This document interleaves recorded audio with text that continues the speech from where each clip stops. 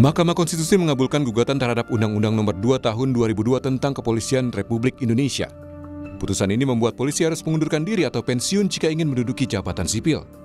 Dalam putusan yang dibacakan di Gedung Mahkamah Konstitusi pada Kamis siang, Hakim Konstitusi Ridwan Mansyur bilang, Pasal 28 ayat 3 Undang-Undang Polri punya substansi yang sama dengan Pasal 10 ayat 3 TAP MPR, yakni menegaskan anggota Polri hanya dapat menduduki jabatan di luar kepolisian setelah mengundurkan diri.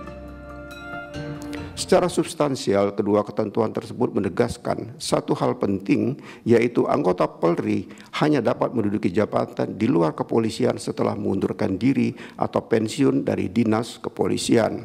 Artinya, apabila dipahami dan dimaknai secara tepat dan benar, tanda kutip mengundurkan diri atau pensiun dari dinas kepolisian adalah persyaratan yang harus dipenuhi oleh anggota Polri untuk menduduki jabatan di luar kepolisian. Amar putusan mengadili 1. Mengabulkan permohonan para pemohon untuk seluruhnya.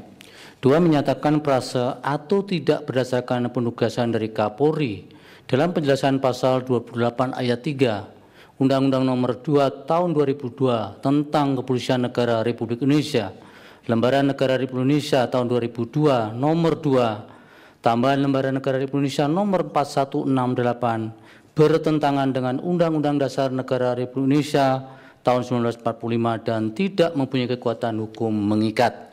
3. Memerintahkan pemuatan putusan ini dalam Berita Negara Republik Indonesia sebagaimana mestinya.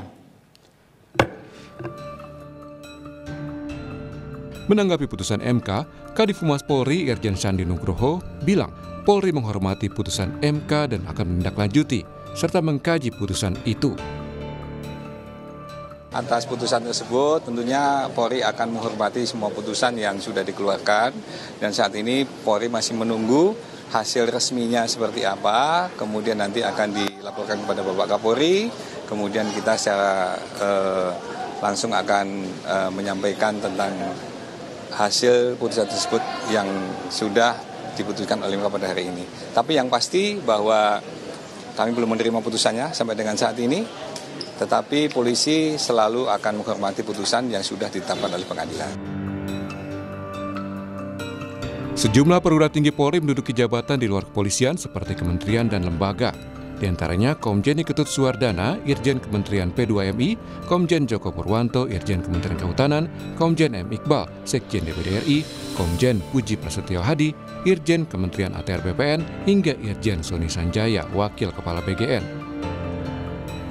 Sementara itu, Menteri Sekretaris Negara Prasetyo Hadi menjelaskan putusan MK bersifat final dan mengikat, sehingga putusan itu adalah putusan akhir yang harus diterapkan.